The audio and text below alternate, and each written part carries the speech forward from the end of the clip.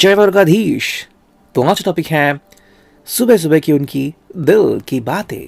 ठीक है, 21 फरवरी मंगलवार के लिए है ये रीडिंग एंड हमारे सामने है 3 objects. So let's connect to it directly. हम स्टार्ट करते हैं reading with the help of tarot first. ठीक है, एवरीडे विश टैरो है। सो चलो करते हैं रीडिंग की शुरुआत एंड देखते हैं कि भी हमें क्या अंडरस्टैंडिंग मिलती है। Okay, I will reshuffle the cards just a minute. तो चलो भाई करते हैं शफल एंड देखते हैं हमें क्या रीडिंग मिलती है। एक कार्ड मिल चुका है एंड देखते हैं। ओके चलो, ये 2 कार्ड्स और मिल गए। देखते हैं हमें क्या अंडरस्टैंडिंग मिलती है। 3, 4 और 5। ठीक है, so we got 5 cards. I think that could be enough. And पहला ही कार्ड व्हील ऑफ फॉर्च्यून लगा था, मिल गया। 2 ऑफ वांड्स, एरीज, लियो, सैज। सो 10 ऑफ वांड्स है, फिर है 2 of pentacles. Okay, 6 of cups, फिर है 9 ऑफ वांड्स एंड फाइनली आ गया हमें क्वीन ऑफ सोर्ड्स। तो अगर हम राशियां देखते हैं, ये सभी राशियों का अप्लाई होता है। फिर है Aries, Leo, Sag, Taurus, Virgo, Capricorn, Cancer, Scorpio, Pisces and Gemini, Libra, Aquarius. चारों के चारों साइन प्लस एक मेजर अरकाना यहाँ पे आ चुका है। ठीक है, सो इंटरेस्टिंग सी रीडिंग होने वाली है। बट देखो, जो पहला कार्ड में मिला है ना, वो है व्हील ऑफ फॉर्चून का कार्ड। अगर हम इसे देखते हैं तो क्या अंडरस्टैंडिंग मिलती है। देखो, व्हील ऑफ फॉर्चून हर एक के लिए अलग अलग तरीके से काम करता है। ओके, जैसे कि मान लेते हैं आपके पास कोई गाड़ी है। ओके, आप गाड़ी लेके बाहर निकले हैं, लेकिन अब वो गाड़ी कितनी पुरानी है किसी को नहीं पता। अगर वो गाड़ी नहीं है, मान लीजिए वो गाड़ी नहीं है एंड किसी बहुत बड़ी कंपनी की है, आप जरा विद इन जस्ट सेकेंड्स आप कहीं ना कहीं तो पहुंच जाएंगे। ठीक है, लेकिन अगर वही गाड़ी पुरानी है, आपने सर्विस नहीं की है, तो स्टार्ट करने में ही उसे 2-3 मिनट लग सकते हैं। तो इसी प्रकार से व्हील ऑफ फॉर्चून वर्क करता है। अगर आपका समय सही चल रहा है देन एवरीथिंग इज गुड। अगर समय सही नहीं चल रहा है देन धक्के पे धक्के खाने पड़ते हैं। सो व्हील ऑफ फॉर्चून इसी को रिप्रेजेंट करते हैं। तो कहीं ना कहीं हम कह सकते हैं कि ये पर्सन जो है वो या तो सही डायरेक्शन में जा रहा है या फिर एक गलत डायरेक्शन में जाके वहीं पे अटक रहा है। अगर हम बात करते हैं रिगार्डिंग योर रिलेशनशिप, तो अगर इनका समय सही है एंड अगर आप इनके लिए सही साथी हैं, ठीक है, मैं सिर्फ और सिर्फ इनकी बात करता हूँ, चलो आपकी भी बात करता हूँ। अगर आपके लिए इनका साथ बेहद ज़रूरी है एंड अगर आप एक सही समय में चल रहे हैं, तो आप का ये डिसीजन काफ़ी सही होगा। लेकिन अगर आपकी टाइमिंग गलत है या फिर इनकी टाइमिंग गलत है, तो उसके हिसाब से इनके लिए जो प्रोबेबल चॉइस नहीं है वो ये कर सकते हैं। तो इसलिए कई बार हम कहते हैं ना कि जब समय खराब चलता है तो इंसान गलतियों के ऊपर गलती करता है, वो भी देखने को मिलता है। तो जो हर एक के लिए कन्वीनियंट हो, आप वैसा एक जवाब ले सकते हैं। ओके, बिकॉज भाई हर एक के लिए अंडरस्टैंडिंग काफ़ी अलग होती है। तो सेकंड कार्ड जो कि एप्लीकेबल है वो है 10 ऑफ वांड्स। आई थिंक देखो, ये पर्सन जो है वो बेसिकली इस वक्त किसी भी तरीके से किसी से झगड़ा नहीं बोलना चाहता, ना ही चाहता है कि कोई इनके ऊपर कोई उंगली उठाया क्वेश्चन करे। तो हम कह सकते हैं कि या तो आप इसे वो जैसे है वैसे एक्सेप्ट करो, जैसे मैंने कल रात को कहा था, या तो फिर आप छोड़ ही दो। तो वो चीज़ यहाँ पे आती है। मेरे हिसाब से ये पर्सन जो आर्ग्यूमेंट्स होते हैं उसे करने में हिचकिचाहट कर रहा है। बिकॉज आई थिंक बहुत सारे आर्ग्यूमेंट्स उसने ऑलरेडी किए हैं, चाहे फैमिली के सामने हो, आपके सामने हो, गिड़गिड़ाना हो। ठीक है, 45 लोगों को लगता है कि it is just like a love story, कि भाई सब लोग मिले, फूल दिए, दैट्स इट। नहीं भाई, उसमें कई बार झगड़े भी होते हैं कि क्या यही सच्चा प्यार है एंड वगैरह बहुत सी चीज़ें चलती रहती है। Because this is just a day, लेकिन पूरा साल है आपके पास उसे डिफाइन करने के लिए कि क्या आप सच में प्यार करते हो भी या नहीं भी। And that is the main reason. इसलिए मैंने कहा कि व्हील ऑफ फॉर्चून किस तरह से वर्क करता है।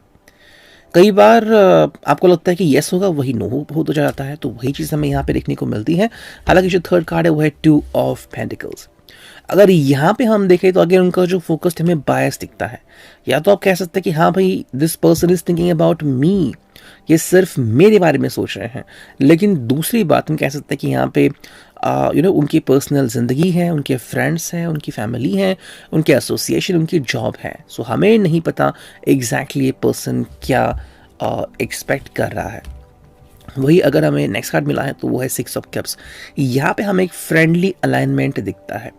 ये पर्सन किसके साथ अपने दुख बांटना चाहता है। अब जिसके साथ दुख बांटना चाहता है वो इनका फ्यूचर साथी है, कोई एक फ्रेंड है, you don't know, that is the main reason.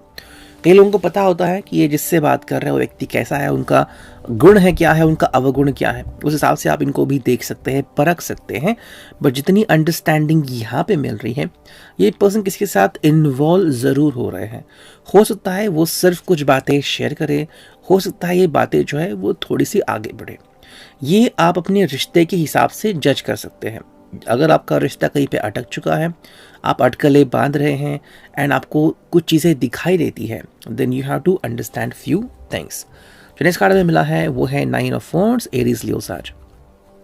9 of wands से यहाँ पे हम कह सकते हैं कि ये पर्सन जो है अभी वेटिंग करने के बहुत करीब है, लेकिन अब वो बिल्कुल भी जो चाहता है उसे पाना चाहता है। ठीक है, ये नहीं कि मैंने बस वेट किया और वेट करता रहूँगा। अब वो शायद बहुत ज़्यादा पैशनेट हो चुका है और उसके हिसाब से अगर मुझे कोई चीज़ चाहिए, कोई व्यक्ति चाहिए, तो मैं कुछ भी करूँगा।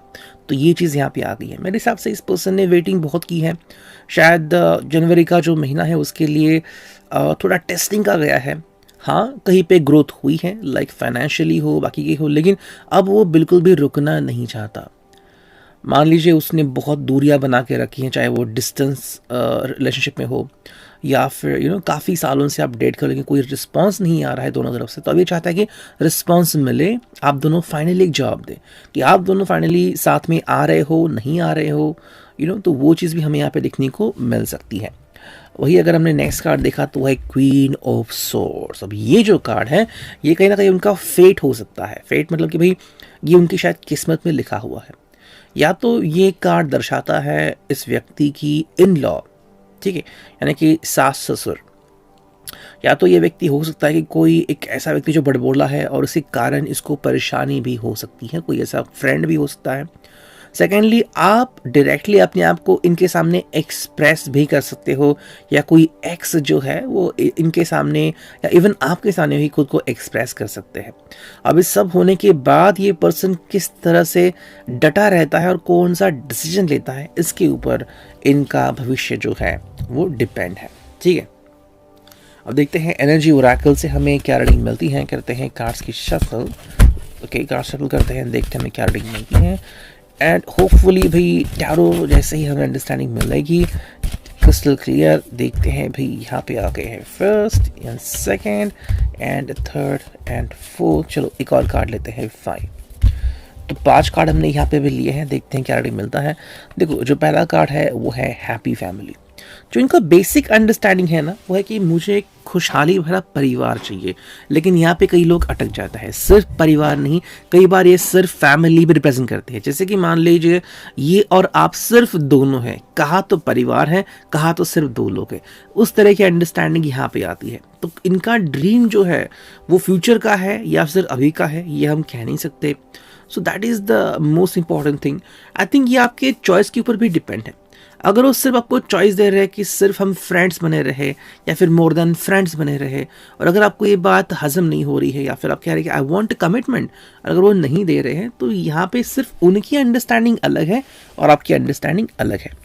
विक्ट्री का मतलब यहाँ पे आता है कहीं ना कहीं पे ये पर्सन ने कुछ ना कुछ तो अचीव किया है, और यह अचीवमेंट हर एक के लिए अलग अलग साबित हो सकती है। ठीक है, अगर आप अपने रिश्ते को मुड़ के देखें, अगर आपको लग रहा है कि इस वक्त मेरे लिए क्या इंपॉर्टेंट है, उस चीज़ को आप ध्यान में रखिए। फॉर एग्जाम्पल, अगर आपके हिसाब से कमिटमेंट एक बहुत इंपॉर्टेंट है, तो पहली बात, क्या कमिटमेंट आपको मिली है? अगर मिली है, विक्ट्री इज योर्स।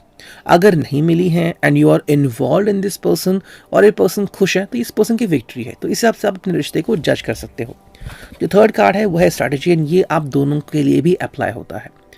अब इस वक्त के बाद आप किस तरह से अपने ज़िंदगी में आगे बढ़ना चाहोगे। जैसे कि मान लीजिए आप किसी जॉब में हैं, वहाँ पे कुछ इश्यूज़ आ गए, उसके बाद आपकी जो अंडरस्टैंडिंग है वो किस तरह से बदल जाती है, इसके ऊपर सारी चीज़ें डिपेंड करती है।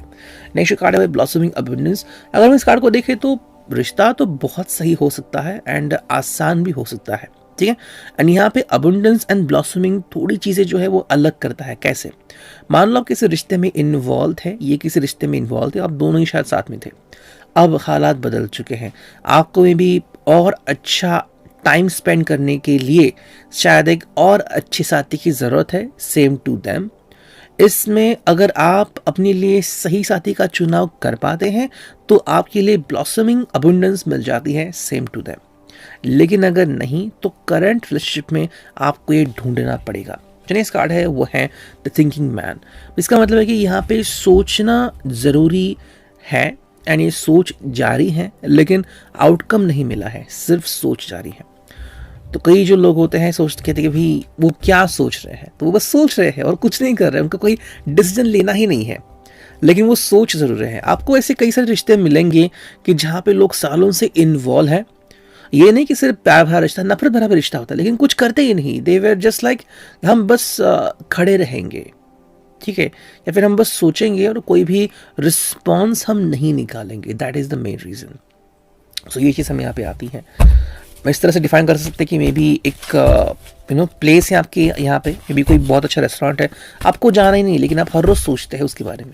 सेम चीज़ यहाँ पे हमें देखने को मिलती है। अब देखते हैं फाइनली ट्विन फ्लेम ओरेकल से हमें क्या रीडिंग मिलती है। ओके एंड देखते हैं कुछ चीज़ें क्लियर हो पाती हैं, बिकॉज आई थिंक ये पर्सन बिल्कुल भी किसी कमिटमेंट के मूड में तो नहीं दिख रहा है। सिर्फ वो चाहता है कि जो मेरा है वो मुझे मिले। Abundance coming, we got the be careful, we got take risk, we got enjoy the moment and we got a new idea will come to you। अगर हम इन सभी कार्ड्स को देखें, जज करें, तो एक नज़र आ रहा है कि ये पर्सन करंट सिचुएशन में खुश रहना चाहता है। शायद कमिटमेंट ये उसके लिए मैटर नहीं करती, उसके लिए फन मैटर करता है, and that is why abundance is coming and be careful आ गया है। शायद ये किसी और का भी चुनाव कर सकता है, सिर्फ अपने फन के लिए हो सकता है, and that is the main reason. Friendliness भी यहाँ पे काफ़ी दिख रहा है, टेक रिस्क जो यहाँ पे आ चुका है, and be careful. I think ये पर्सन सिर्फ खुश होना चाहता है। ये खुशी परमानेंट हो ये उसके लिए इम्पोर्टेंट नहीं है। जो इसमें कार्ड आ गया था विक्ट्री, वो शायद इसी को दर्शाता है कि अगर कुछ लम्हे भी किसी के साथ बिता पाए जो उसके दिल के करीब है, तो उसे विक्ट्री मिल गई। एन्जॉय द मोमेंट एंड जो नेक्स्ट कार्ड है वो है a new idea will come to you.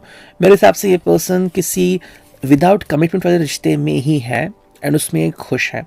अगर आपको लग रहा है कि आप इस रिश्ते में हैं तो ये एप्लीकेबल आपको होता है, लेकिन अगर आप चाहते हैं कि नहीं मुझे इस रिश्ते में कमिटमेंट 100% चाहिए, तो शायद ये पर्सन नहीं देने वाला, बिकॉज अभी तो ये पर्सन सिर्फ फन लेना चाहता है। ये था reading. I hope it was neat. See you next.